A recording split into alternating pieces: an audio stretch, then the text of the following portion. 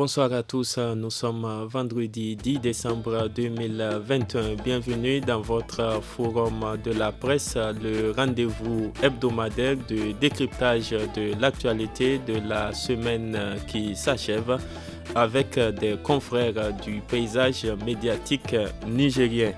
Aujourd'hui, nous aborderons tout d'abord l'interdiction de la manifestation que projetait d'organiser la coordination régionale de Niamey de l'association Tournant la Page et des autres manifestations en perspective contre la présence des bases militaires étrangères au Niger.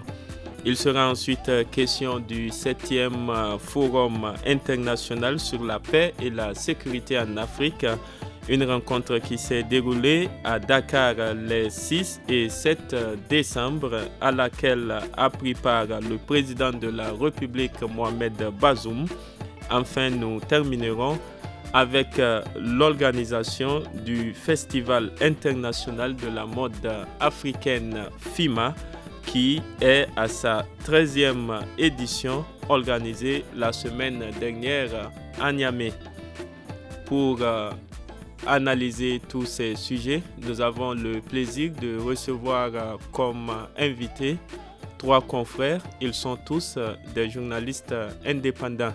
Il s'agit d'abord de Maïmoune Diado.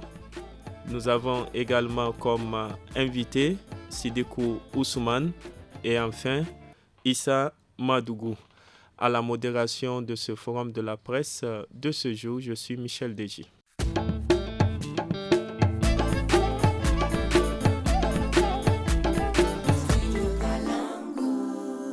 La manifestation prévue le dimanche 5 décembre par la coordination régionale de Niamey de l'association Tournant la Page contre la présence des bases militaires étrangères au Niger a été interdite.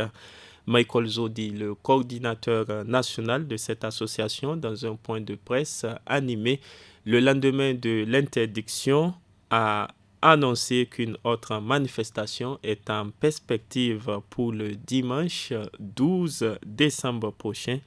Celle-ci concernera toutes les 8 régions du pays. On écoute le coordonnateur national de l'association Tournons la Page, des propos recueillis par le studio Kalangu. Tard dans la nuit, vers 23h, l'ordonnance du juge était tombée, annulant cette manifestation. Et nous avons attiré l'attention du juge par rapport à cette question-là, parce que nous n'avons plus la possibilité de bien communiquer et sensibiliser les citoyens par rapport à cette interdiction, à cette nouvelle donne. Et comme vous le savez, certains citoyens qui n'ont pas eu l'information étaient sortis, jusqu'à ce que nous déplorons l'arrestation d'au moins 7 de ces citoyens-là qui n'ont pas eu l'information et qui étaient sortis. Et effectivement, nous continuons à exiger le départ sans condition et sans délai de ces bases militaires de notre territoire. Parce que notre État est un État souverain. Et nous savons que nos militaires sont capables de défendre l'intégrité du territoire parce que c'est leur mission régalienne. C'est la mission régalienne de l'État de créer ces conditions. C'est pour cela que nous n'allons pas croiser les bras. Les coordinations régionales ont d'ores et déjà commencé à s'activer par rapport à une autre manifestation le 12 décembre 2021. Issa Madougou, quelle analyse faites-vous par rapport à l'interdiction de cette manifestation que projetait d'organiser le dimanche dernier la section Niamey de l'association Tournant la Page? Merci Michel. Moi je pense que ça fait depuis plus d'1 an qu'au Niger, toutes les demandes de manifestation sur la voie publique ont été systématiquement annulées. Ce n'est pas une surprise quand même, mais le fait qu'on a vu les organisateurs recourir à la justice et de respecter également la décision de la justice, ça veut dire qu'aujourd'hui, on est dans une dynamique où les gens sont prêts à accepter les décisions de justice. Mais dans cette situation, moi je pense que l'État a ses raisons dont il n'est pas capable d'expliquer clairement. Quand il dit trouble à l'ordre public et également, il faut qu'ils expliquent un peu clairement, plus précisément la ville de Niamey, leur interdiction. Maintenant, du côté des organisateurs, ils ont leur droit de manifester. Est-ce le contexte ici ou pas? Ils ont soulevé les motifs de leur manifestation. Donc moi je pense que le débat est tout là posé c'est le fait qu'on ne puisse pas juger de cette liberté de manifestation sur la voie publique qui pose problématique au Niger. Alors, j'ai écouté Michael Zodi, c'est vrai, il a dégagé la responsabilité après que la décision, il a dégagé la responsabilité de leur structure suite à la décision qui est tombée tardivement. Ce qui veut dire C'était le samedi soir, voilà, après 22h. Voilà, ce qui veut dire que même le lendemain, si l'information n'a pas passé et que des gens étaient sortis, ça, on ne peut pas l'imputer à leur structure. Puisque eux, ils ont déjà dégagé leur responsabilité pour dire que c'était tombé tardivement et l'information a été passée depuis plusieurs jours où l'appel à mobilisation a été lancé. Donc, moi, je pense qu'aujourd'hui, ce qu'il y a lieu de faire, c'est que, dans un premier temps, l'État doit revoir sa copie par rapport à l'interdiction. C'est-à-dire, il faut mettre en jeu également ceux qui organisent, ils savent qu'ils ont leur responsabilité d'encadrement de la marche. Et d'ailleurs, moi, il y a une seule chose par rapport à cette situation qui m'a... Il faut préciser que dans la décision qui avait été rendue publique par le tribunal de grande instance de Niamey, il avait été dit justement que les forces de l'ordre allaient encadrer la manif parce que c'est la ville de Niamey qui avait fait la première interdiction. La décision avait été donc attaquée au niveau du tribunal qui a donné raison en référé. Le juge des référés avait donc donné l'autorisation pour la manifestation et la ville de Niamey a fait appel à la demande donc de l'actuel gouverneur et la décision est tombée dans la nuit donc du samedi soir, ce qui a fait donc que la manifestation de la journée de dimanche dernier était interdite naturellement. Oui, mais vous avez un mot à dire. Oui, ce que je voudrais ajouter en fait c'est le contexte. Cette décision, ce tiraillement a eu lieu dans un contexte qui sur le plan des droits de l'homme n'arrange pas le Niger. Pourquoi je le dis? Parce que c'était lors du séjour de la représentante des secrétaires la haute commissaire aux droits de l'homme des Nations Unies, Michelle Bachelet, qui est au Niger pour évaluer, l'ancienne présidente de la Chili. Et elle est là au Niger pour évaluer, pour rencontrer tous les acteurs dans le cadre du respect des droits fondamentaux. Donc, quand il y a ce genre de choses, moi je pense que d'abord il faut préserver l'image du pays. Aujourd'hui, tous ces experts qui étaient là, qui ont vu cette situation, en retournant, qu'est-ce qu'ils vont dire? Et quand la notation va tomber, les gens vont crier à tort et à travers pour dire que non, c'est comme si on est contre le Niger. Pourtant, c'est nous-mêmes qui attirons souvent les foudres de certaines institutions sur nous. Moi, j'aurais bien voulu que l'État ou bien les autorités régionales soient regardants par rapport à la présence de ces commissaires des Nations Unies qui sont là, qui ont rencontré pratiquement toutes les autorités et les organisations également de la société civile. Donc, ce n'est pas opportun. Il suffit vraiment d'engager un débat avec les organisateurs pour dire « Ok, organisez votre manifestation, mais prenez vraiment les soins. Même si nous allons mettre la police pour encadrer, vous aussi, soyez sûr que la foule que vous avez mobilisée ne soit pas une foule déchaînée. » Que la manifestation pacifique se déroule tout en respectant l'itinéraire jusqu'au point de chute et qu'après, tout le monde se disperse dans l'accalmie. Moi, je pense que c'était cet aspect vraiment qui a attiré et j'en ai peur que demain, quand le rapport sur l'état des droits de l'homme au Niger sort, que le Niger puisse être épinglé et que certains n'arrivent pas à comprendre pourquoi on occupe ces genres de rangs. Merci beaucoup. On l'a entendu donc le coordinateur national de Tournant la page qui continue à dire que cette lutte continue. Ça veut dire qu'il y a d'autres manifestations en perspective. Maïmouni Diado, que faut-il comprendre de ces déclarations de projets de manifestation? Le mouvement Tournant la page avait bien précisé dans ses déclarations que ça sera une marche pacifique. Ça sera une marche, en tout cas, qui vont mettre à contribution les forces de défense et de sécurité pour, en tout cas, pour superviser en fait la marche, pour qu'il n'y ait pas de dégâts. Donc, moi, je pensais qu'avec tout ce qu'ils ont dit dans leurs interviews et tout, que la ville de Niamey allait accepter que la marche se fasse.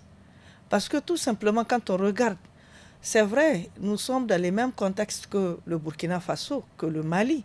Mais aujourd'hui, c'est la même chose que le Niger, à travers les citoyens nigériens, à travers Tournons la page, voulaient faire, montrer vraiment leur mécontentement et faire quitter et dire tout simplement, c'est pas parce qu'ils vont sortir pour dire qu'il faut que les bases militaires françaises quittent, que ces bases militaires vont quitter. C'est juste montrer que vraiment ils sont en désaccord avec tout ce qui se dit aujourd'hui, avec tout ce qui se passe aujourd'hui. Donc ils ont leur mot à dire. Ils ont leur mot à dire et il y a des citoyens qui ont leur mot à dire également par rapport à ça. Mais maintenant, projeter une autre marche, il l'a dit, ils ne vont pas s'arrêter. Ils vont en tout cas aller plus loin. Ça veut dire aller plus loin où ils vont, même si ça sera encore interdit, ils seront devant les juridictions. Il n'y a rien à faire. Donc ça veut dire qu'ils sont engagés pour vraiment montrer leur désaccord total par rapport à tout ce qui se passe en termes d'insécurité et au Sahel et au Niger. Et donc, nous ne pouvons que, en fait, attendre la veille pour voir si la marche sera interdite ou pas, ou bien si c'est les juridictions encore, ils vont saisir les juridictions pour ça. Parce qu'il faut s'attendre à ça. Éventuellement. Les prochaines heures nous édifieront davantage. Merci beaucoup. Éventuellement, on sait que ça sera déjà interdit. Ousmane Sidikou, les tristes événements de Terra survenus le 27 novembre 2021 et ont causé la mort de 3 personnes, constitue-t-il le seul élément déclencheur de ces désirs de manifester? Vous savez, depuis un certain temps, au niveau de la zone dite des 3 frontières, dans nos différents pays, j'ai cité le Niger, le Mali et le Burkina, il y a un développement d'un sentiment anti-français dû certainement, dans un premier temps, à la présence de ces bases, de cette base militaire française, dont les populations n'y voient pas de plus-value.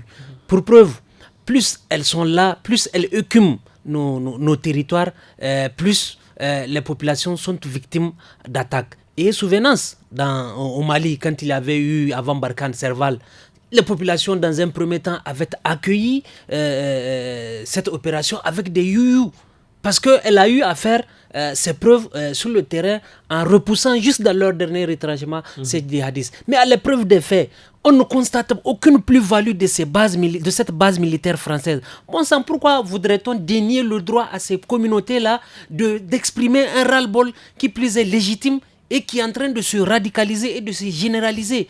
Donc, moi je pense que bien avant même les tristes événements de Terra, la présence de cette base française-là, à l'instar des autres bases-là, on ne voit pas de plus-value, on ne perçoit pas effectivement ce pourquoi elles sont là. On ne sent pas ça, Michel. Vous dites que vous êtes venu pour me sécuriser. Alors, je fais l'objet de plusieurs attaques par-ci, par-là. Bon sang, de 2 choses l'une. Soit vous déguerpissez, soit vous revoyez votre copie.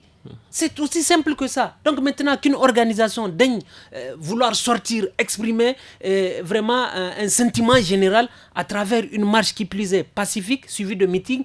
Maintenant, après que nous ayons assisté à ce ping-pong judiciaire ayant abouti jusqu'à son interdiction, ça ne pourrait que galvaniser et renforcer davantage le sentiment du bien fondé de la lutte ou bien de ce que ressentent les différentes communautés. Moi, je pense que c'est un recul grave. Vraiment, les autorités, les arguments sanitaires et sécuritaires qu'elles ont argués, moi, je dirais que ce n'est que des pipeaux. Ça ne grandit pas ou bien ça n'honore pas nos gouvernants. Et surtout que, souvenance, le président de la République actuelle a créé le cadre salué en son temps en rencontrant les acteurs de la société civile putschiste et de l'autre côté, il a demandé à être aidé. Et maintenant, si une organisation de la société civile veut sortir, projette de faire organiser une marche pacifique suivie de meetings et qu'on l'ait interdit, moi je pense que c'est dommage, c'est un recul grave. Donc maintenant, vraiment, je pense qu'ils doivent revoir leur copie. La preuve, le coordinateur national l'a dit, le 12. Et la lutte, ça va s'élargir au niveau de toutes les régions. Si, je ne sais pas ce à quoi nous allons assister, ce serait une interdiction pratiquement au niveau de toutes les régions. Moi, je pense qu'on n'a pas besoin de ça. C'est vraiment de laisser la marche, que l'État se donne les moyens à travers le démantèlement des forces de défense et de sécurité. Tout comme les organisateurs, j'en suis sûr, vont se donner les moyens pour que cette marche-là soit des plus pacifiques. C'est aussi simple que ça, Michel. Merci. Il faut rappeler donc justement que ce désir de manifester a pris son grand élan à partir de ces événements de Tera. Je rappelle que c'était lors d'une manifestation des jeunes de Tera, une ville située dans la zone des 3 frontières, dans la région de Tillabéri.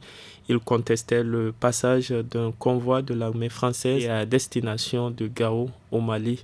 Issa Madougou, aujourd'hui, que peut faire le gouvernement de façon concrète pour faire apaiser ce climat tendu au Niger après ces tristes événements qui ont causé, on le rappelle, 3 morts? Vous le savez, depuis que le Niger a commencé à être victime des attaques terroristes dans la région de Difa, je me rappelle très bien à l'époque des faits, surtout vers 2014 où la situation s'est beaucoup embrasée dans la région de Difa. Il y a l'association alternative Espace Citoyen qui a fait plusieurs points de presse, qui a fait des manifestations, également accompagné, je me rappelle, par un groupement politique également qui a fait des manifestations pour dénoncer la présence de bases militaires, parce que les gens estiment que si il y a ces bases militaires au Niger, c'est que ces bases sont censées aider nos forces de défense et de sécurité à lutter efficacement contre les terroristes. Et on ne voit pas leur efficacité aujourd'hui dans la lutte du moment où on continue à compter nos morts. On sait que l'armée nigérienne est une armée guerrière. Mais aujourd'hui, nous nous trouvons dans une forme de guerre asymétrique où vraiment tous les paramètres ne sont pas intacts, où chaque fois il faudrait corriger, il faut avoir les renseignements qu'il faut adéquats pour pouvoir faire face à ces attaques. Ils sont dans leurs droits du moment où on ne voit pas l'efficacité. Et moi, je me demande même, parfois, c'est mon avis, au Niger, on a eu la chance aujourd'hui de profiter des coopérations qui ont montré efficacement leurs résultats. Quand je prends ce qu'on appelle les compagnies mobiles de contrôle, les CMCF là, avec Cap Sahel, on a vu leur efficacité à Maradi. Grâce à ces gens, cette unité de la police, vraiment les attaques ont pu diminuer dans la région de Maradi, à la frontière avec le Nigeria. Également, au niveau de Koni, où il y a la 2e compagnie mobile de contrôle des frontières. Et il y a un autre projet qui est en cours au niveau de la région de Tillabéri, dans le département de Tera. Moi, j'estime que si on a des résultats sur un plan, pourquoi ne pas encore demander à ce que cette coopération soit plus intensifiée, parce que c'est plus bénéfique. Alors une coopération où on ne voit pas d'efficacité et de résultats tangibles qui puissent vraiment nous réconforter dans notre amitié, dans notre élan de coopération, dans notre élan de bon rapport avec l'État ou bien la structure. Alors pourquoi nous devrons continuer à le faire? Et aujourd'hui, je me pose encore une autre question. On a la plus grande base de drones américaines au Niger. Avec, tout le monde connaît l'efficacité des drones Reaper que les Américains disposent. Bon sang, je me demande qu'est-ce qui retient l'État nigérien à demander à ce que ces Américains puissent nous aider. On a vu aussi dans leur coopération que ils sont plus efficaces dans l'attribution de dons et de matériel. Quand les gens disent que pour la France, le cas précis de la France, ce n'est pas que c'est les Français qu'ils détestent, mais ils détestent la manière dont l'État français traite avec l'État nigérien. L'arrogance. Mais aujourd'hui, comment faire apaiser ces tensions qu'on a à l'heure actuelle qui fait que le climat est un peu tendu Mais la recette, y compris les ingrédients, se trouve au niveau de nos gouvernants. Qu'est-ce qu'il y a lieu de faire, vous pensez? Il faut repenser carrément. Parce qu'aujourd'hui, la menace là, du Sahel pèse même sur l'existence de nos États. En quoi faisant? Répondre favorablement aux exigences de ceux qui demandent le départ des bases étrangères? Moi, je ne pense pas. Moi, de mon avis, je ne pense pas que le départ définitif de ces bases-là pourront arranger quelque chose dans notre situation. Parce qu'aujourd'hui, le terrorisme tel que nous le connaissons n'est plus à muter aujourd'hui. Il y a un autre format qui est plus aujourd'hui local, identitaire et communautaire dans le Sahel. Parce que c'est ça le problème. Si nous continuons à regarder le terrorisme autant sous la forme des AQMI et consorts, aujourd'hui nous sommes en train de nous perdre. C'est des questions qui sont non pas seulement liées à la sécurité. Il faut donc que les bases militaires étrangères... Ce n'est pas les bases seulement militaires qui sont à la base de nos problèmes. Il y a un sérieux problème de développement. Non, il y a un sérieux problème de développement. Aujourd'hui, toutes les zones là, aujourd'hui, qui sont vraiment assaillies par les attaques répétitives de ces groupes armés non étatiques, c'est parce que ces régions-là ont été délaissées depuis des années. Aujourd'hui, vous voyez, quand on vous dit déplacer interne, il y a un problème de gouvernance. C'est un problème de gouvernance. Et c'est ce qui a même favorisé. Ce qui a même favorisé aujourd'hui l'éclosion et aussi comment on appelle, cette expansion rapide du terrorisme au Sahel. C'est parce que nous avons des démocraties tropicalisées. Si les gens ont organisé des élections libres, crédibles et transparentes, qui n'ont pas suscité de réactions contraires, je vous assure qu'on aurait pu avoir cet esprit d'union de cœur et d'esprit. Parce que c'est de ça qu'on a besoin aujourd'hui. On n'a pas besoin de division pour l'existence de nos États. Parce que cette situation menace l'existence de nos pays. Quand vous regardez, je ne sais pas si les gens s'amusent chaque jour à regarder les cartes sécuritaires de nos États du Sahel. Quand je prends pour le cas du Niger, pour finir, je vois seulement une tache orange qui entoure seulement Niamey. On nous colore Zander, on nous colore un peu partout sur le Niger pour dire que c'est des zones rouges. En quoi même notre diplomatie joue? On n'est pas au sud que vous. Le Niger n'est pas un département du sud que vous où on sait que là-bas la sécurité est aléatoire. Merci beaucoup. Il y a donc des problèmes connexes. Quelle analyse leur départ, je vois plutôt, pas leur départ, mais je vois plutôt la coopération qui doit être révisée au niveau donc de la sécurité. Donc ça veut dire tout simplement, je rejoins ce que Issa a dit. Il faut renforcer nos forces de défense et de sécurité. Par exemple, en matériel, comme on l'a dit et tout. Il faut également les former. C'est ce qu'on demande. Des appuis. Des appuis. Mais pas de présence de base pas militaire. De présence de base militaire qui ne peuvent rien faire, rien amener pour ce qui est de la sécurisation de nos États. C'est ça en fait le problème. Ils peuvent être là, ces bases militaires peuvent être là, mais c'est que ces bases militaires doivent changer leur manière d'être présentes sur le sol nigérien. On vous a bien compris. Ousmane Sidoukou, un mot pour terminer. Justement, que peut faire le gouvernement en termes de décision pour apaiser ce climat social un peu tendu ces jours-ci, on le sait bien. Merci Michel. Donc, vous avez parlé de gouvernance. Dans un premier temps, franchement, il faudrait que la COPI soit revue à travers leur gouvernance. Issa l'a si bien dit. Aujourd'hui, ils sont véritablement aux commandes à l'issue des élections libres, transparentes et crédibles. Moi, je pense qu'avec leur peuple qui feront certainement chorus derrière eux, ils sauront faire face à cette menace sécuritaire. Mieux, moi je me dis qu'ils ont tout intérêt à écouter le message que les différentes communautés ou bien les peuples sont en train de vouloir de leur véhiculer à travers le ras-le-bol généralisé de ces bases françaises-là. Parce que souvenance au temps de ATT, qu'est-ce qui lui a coûté son départ? C'est parce qu'il n'a pas su prendre au sérieux le problème sécuritaire que vivait à l'époque son pays. Qu'est-ce qu'il y a lieu de faire? Ce qu'il y a lieu de faire aujourd'hui, il est clair que dans beaucoup de pays, il y a un ras-le-bol qui est en train d'être généralisé, qui est en train d'être exprimé. Contre la présence de ces bases-là, dont je dis... Faut-il qu'elle quitte définitivement, tel que certains le disent? Mais si à partir du moment où on ne perçoit pas aucune plus-value de ces bases militaires-là, aujourd'hui, Dieu merci, nous avons des forces de défense et de sécurité aguerris qui sont du mieux qu'ils peuvent et le plus souvent au péril de leur vie pour la préservation de l'intégrité territoriale, la sécurisation des personnes et de leurs biens. Bon sang, il faudrait seulement que ces forces de défense et de sécurité soient équipées, soient outillées en renseignement et en autres appuis techniques. Moi, je pense que vraiment, si elles sont dans les conditions, elles feraient beaucoup mieux que ces bases militaires-là. Je reviendrai par rapport à... Il faut donc renforcer leur capacité, c'est de cela qu'il s'agit. Au-delà du renforcement, Michel, il ne faudrait pas que les gens fassent le focus uniquement à travers, loin de moi de faire l'avocat de cette association-là.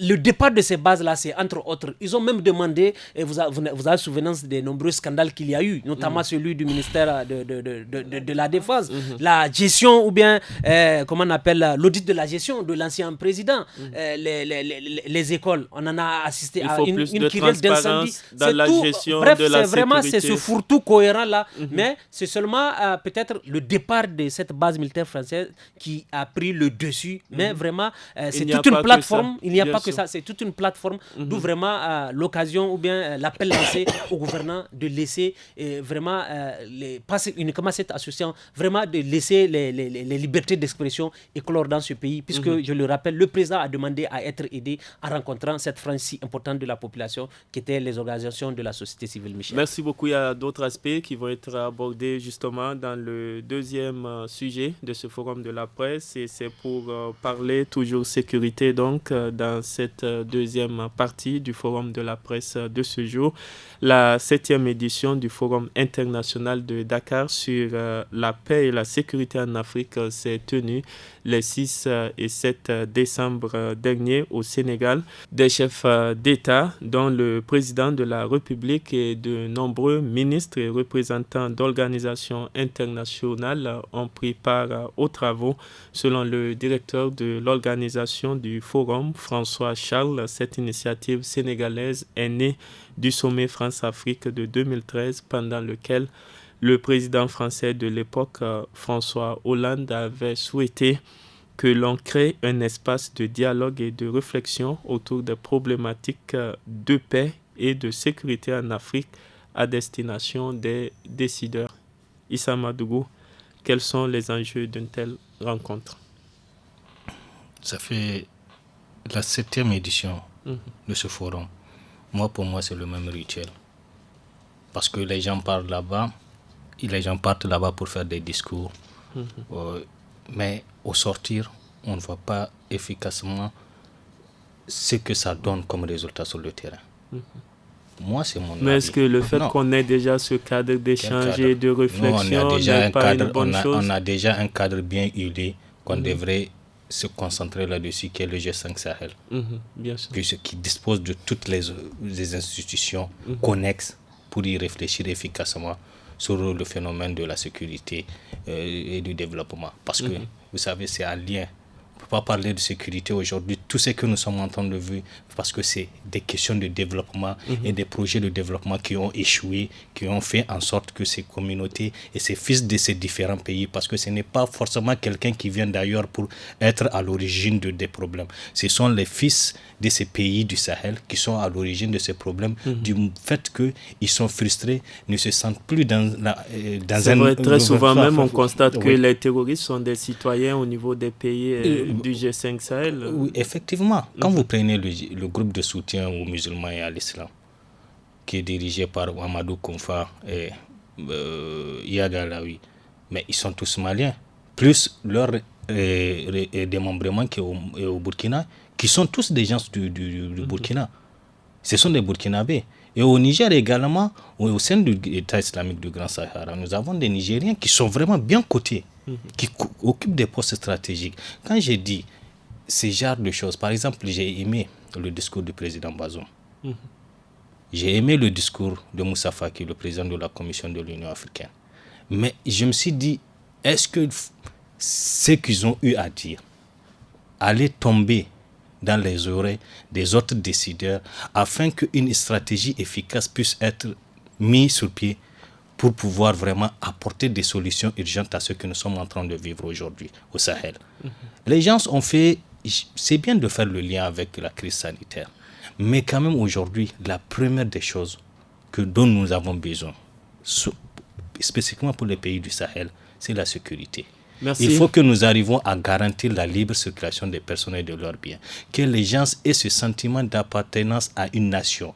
Qu'ils se sentent cette obligation de défendre cette nation.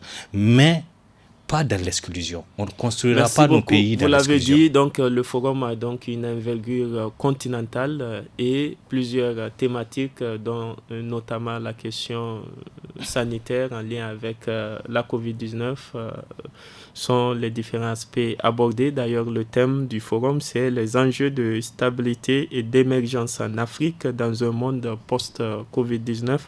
C'est le thème retenu donc pour cette 7e édition de ce forum. Maïmoun Diado, est-ce qu'il y a eu des décisions prises à ce forum? Bon, on ne peut pas dire qu'il n'y a pas eu de décision prise. Du moment qu'ils sont partis là-bas, c'est pour prendre des décisions. Donc, à partir du moment où chacun a pu s'exprimer pour dire, voilà, dans quelle situation se trouve son pays, voilà ce qu'il attend des autres pour qu'ils puissent l'aider, que ce soit financièrement ou bien que ce soit à partir donc, des matériels. Je pense que il y aura toujours, en fait, on ne dira pas que ces discours et autres ne peuvent pas peut-être un peu changer la donne. Ce n'est pas vain. Ce n'est pas, oui. Ça peut toutefois, ça peut améliorer certaines choses. Parce que dans la sécurité, quand tu te vois, à chaque fois que tu lances des appels, tu n'arrives pas à avoir gain de réponse par rapport à ce que tu demandes. Et donc il faut se ressaisir. Ces présidents doivent se ressaisir en fait. On dépasse aujourd'hui les discours. Nous ne sommes plus à l'époque des discours en fait. Parce que il faut agir. Vous faites des discours, c'est entre vous. Nous attendons concrètement qu'il y ait des décisions pertinentes. Il y a eu des discours, on va parler justement du contenu de ces discours. Non, d'abord, voyons ce que le président Bazoum Mohamed pense, ce qu'il a dit, ce que selon le président nigérien Mohamed Bazoum, les groupes terroristes opérant actuellement au Sahel se distinguent par le caractère sophistiqué et la quantité remarquable de leurs armes, ainsi que des munitions acquises à des coûts très faibles à travers les réseaux de contrebande libyens. Ce sont ses propos. Donc, selon lui, je le cite encore, dans un tel contexte de danger, tous les États sahéliens se doivent de mettre sur pied une stratégie militaire adaptée aux défis consistant dans le recours à des techniques et des moyens de nature à rendre la guerre moins asymétrique possible. Ils ont par ailleurs besoin d'un soutien plus adapté de leurs partenaires axés sur le renseignement, l'appui aérien et le renforcement des capacités de leurs armées. Ousmane Sidikou, quelle analyse faites-vous par rapport à ces propos du chef de l'État, Mohamed Bazoum? Michel, je reviens d'abord par rapport à ce forum de Dakar. Nous en avons vu des forums. Il y en aura d'autres forums. Les résolutions, les recommandations qui en seront issues, que deviendraient-elles? Certainement dans les tiroirs comme d'habitude. Tout ça, au prorata du nombre de forums, du nombre croissant, bien incessant, interminable de forums auxquels nous assistons. De l'autre côté aussi, nous assistons vraiment chaque fois à des attaques par-ci, par-là. Ça veut dire quoi? Et toujours sur la même thématique. Ça veut dire quoi? Ça veut dire que cette synergie censée régir les États ou bien les communautés qui en paient le tribut, ça veut tout simplement dire que la stratégie, elle est nulle, elle a échoué, d'où la nécessité de la repenser ensemble, de la revoir. Pour en revenir aux propos tenus par le président de la République lors de ce forum, il a si bien dit. Donc, certainement que ça ferait, ou bien souhaitons que cela fasse tilt dans l'esprit de ses collègues chefs d'État. Nos FDS aujourd'hui ont besoin d'un appui en renseignement sur le plan aérien et renforcement des capacités. Et surtout qu'aujourd'hui, ce qui est grave et ce qu'il faut vraiment, et je vois beaucoup jubile par rapport à l'avènement de ces milices dites d'autodéfense-là. Aujourd'hui, il faudrait que nous fassions extrêmement attention. C'est bien beau de vouloir défendre soi-même son territoire, sa communauté, mais le glissement, si l'on y prend garde, c'est vraiment des règlements de compte entre ethnies, entre communautés qui risqueraient de venir embraser davantage la situation et la rendre beaucoup plus critique. Donc c'est le rôle de l'État. C'est le rôle de l'État. C'est le rôle de l'État. Bazoum a parlé justement de ce contrôle d'armement. Où est-ce que ces bandits arrivent à se procurer ces armes? Selon lui, les partenaires doivent aider également à contrôler, à voir Aujourd'hui, vous n'êtes pas sans savoir le que trafic. Ces djihadistes-là, ils sont à annexer des territoires qui plus est pour beaucoup où le trafic s'est développé. Donc ils profitent des retombées de ce trafic-là. Il l'a si bien dit du côté de la Libye, voyez-vous. Et mieux, aujourd'hui dans des zones annexées par ces djihadistes-là, c'est des zones potentiellement riches en ressources naturelles. C'est vous dire que au même moment où nos États sont en train de faillir, de démissionner, de l'autre côté, eux, ils sont en train de mettre le paquet, notamment en rançonnant, en faisant même pas sur des richesses, surtout naturelles, des zones dont ils ont le monopole. Pour en revenir à votre question, Michel, aujourd'hui, je vous assure, ce qu'il y a à craindre, dans plusieurs de ces États-là qui sont affectés par la crise sécuritaire, nous sommes en train d'assister quoi ? Loin de faire allégeance à ces groupes terroristes-là, les communautés, pour pouvoir, ne serait-ce que pour aller au marché hebdomadaire, je veux dire, ce n'est pas des accords vraiment officiels, mais c'est des accords tacites. Notamment, ils sont en train de s'entendre avec ces groupes-là pour qu'ils les laissent. Et la preuve, vous les voyez, vous entendez, ils disent qu'ils sont dans de telles localités, ils sont au vu au sud de ces communautés qui ne disent rien, ils circulent à moto, pourtant il y a une interdiction des motos. Rien que pour qu'ils les laissent en paix, ces communautés, vaquer à leur occupation, pour que, éventuellement, même s'ils vont venir pour les rançonner, notamment le prélèvement de la zakat, pour qu'ils aient au moins de quoi à donner à ces... Et c'est grave. C'est là où je dis qu'il y a une démission vraiment de nos États. Ils en ont parlé du G5. Moi, je me dis qu'aujourd'hui, le G5, c'est un échec. C'est un échec. Parce que les États ne se parlent pas de ce même G5-là. Le temps ne nous permet pas d'aller plus loin. Nous allons terminer. Issa Madougou, un mot par rapport à ça pour tourner cette page. J'ai constaté que vous avez voulu...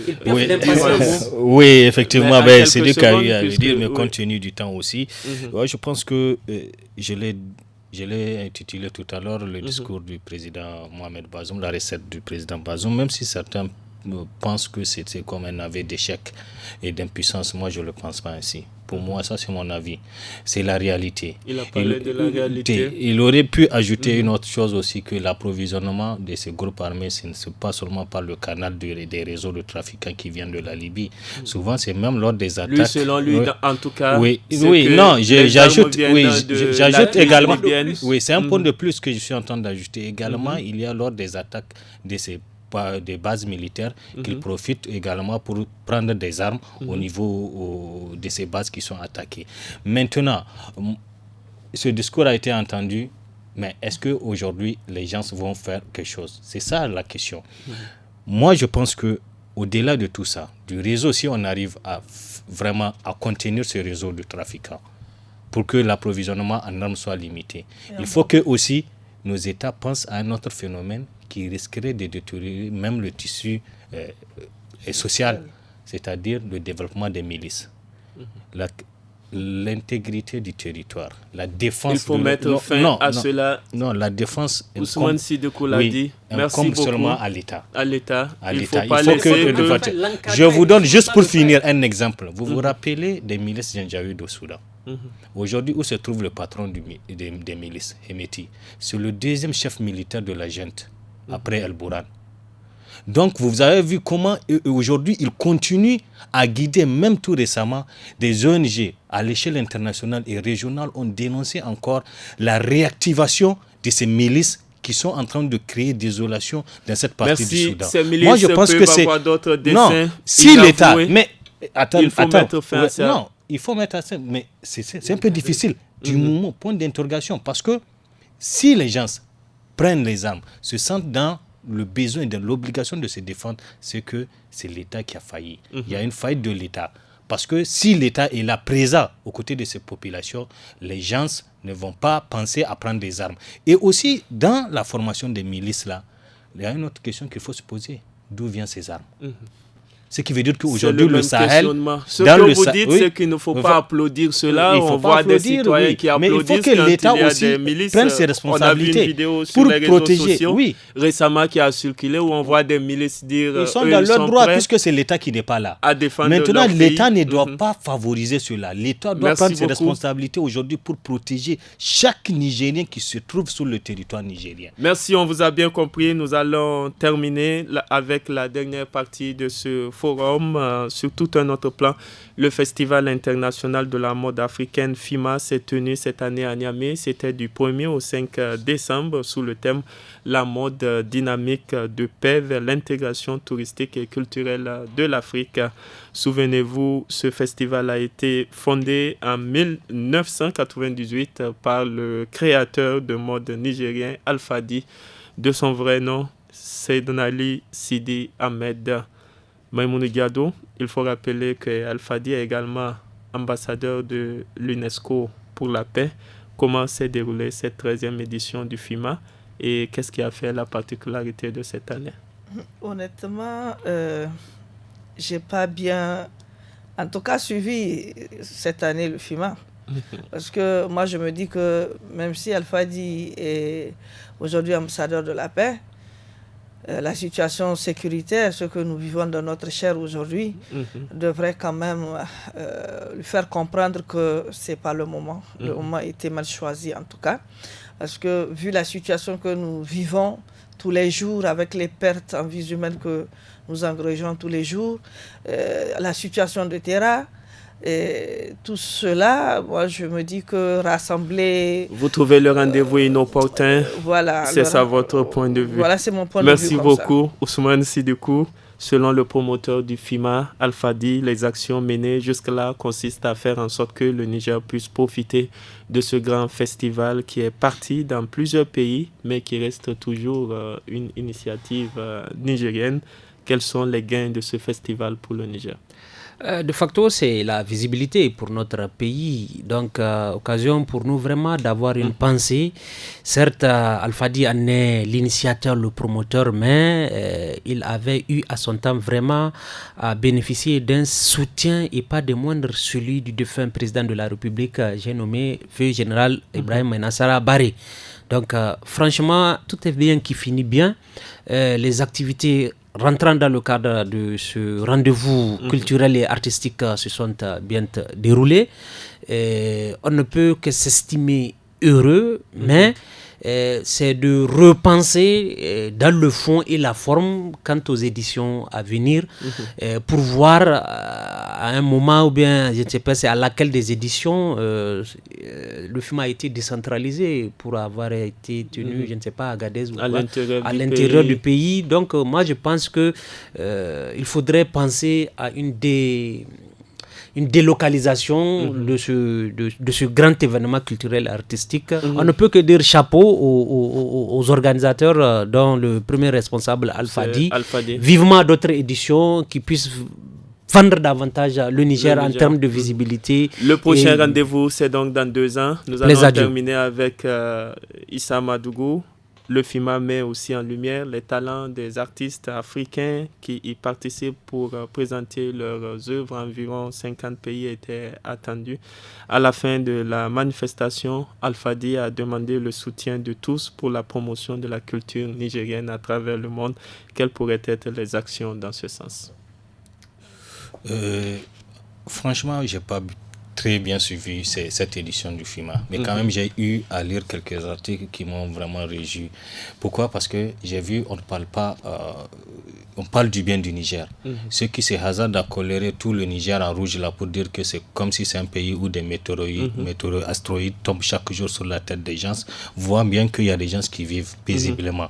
Vous avez des 50 pays invités qui sont venus. Voyez-vous, ces gens-là sont venus à Niamey. Ils ont vécu tranquillement, ils vont rentrer tranquillement en bonne santé chez eux.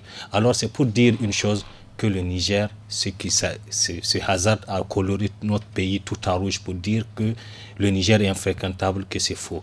Chapeau Al-Fadi pour parvenir à démontrer à ces gens-là que le Niger est bel et bien un pays fréquentable.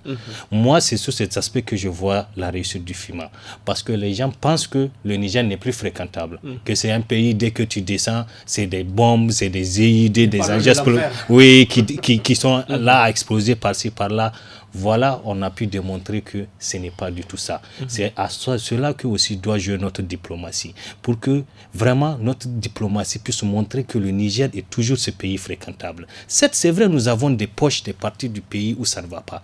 Mais que c'est les gens hasardent à colorer tout en rouge, moi, c'est cette méchanceté que j'arrive pas. Base Il faut donc saluer le courage de Al-Fadi et aussi les autres événements culturels qui font. J'encourage tous ces acteurs culturels, tous ces promoteurs aujourd'hui qui arrivent à faire redonner l'espoir, à faire donner l'image réelle du Niger au monde entier pour dire que le Niger, tel que vous voyez cette carte-là, ce n'est pas vrai. Le Niger, c'est un pays, c'est vrai. Il y a des problèmes, il y a des difficultés, mais le Niger reste ce pays de paix, d'hospitalité légendaire, où il y a toujours cet accueil chaleureux qui est réservé à ce hôte. Merci beaucoup. C'est ici que se referme le forum de la presse de ce vendredi 10 décembre 2021. Merci de l'avoir suivi. Nous étions en compagnie de nos 3 confrères. Ils sont tous des journalistes indépendants. Il s'agit de Maïmouna Diado, Ousmane Sidikou et enfin de Issa Madougou. Nous disons merci à nos 3 invités d'avoir répondu présent à cette invitation du studio Kalangu. Merci également à vous, chers auditeurs et téléspectateurs des radios et télévisions partenaires de studio Kalangu grâce auxquels vous nous suivez. C'était Michel Deji à la modération de ce forum de la presse. Au niveau du son, nous avons Mustapha Ayouba et au niveau de la réalisation vidéo, Issa Lawali. Excellente soirée à toutes et à tous et bon week-end. Au revoir.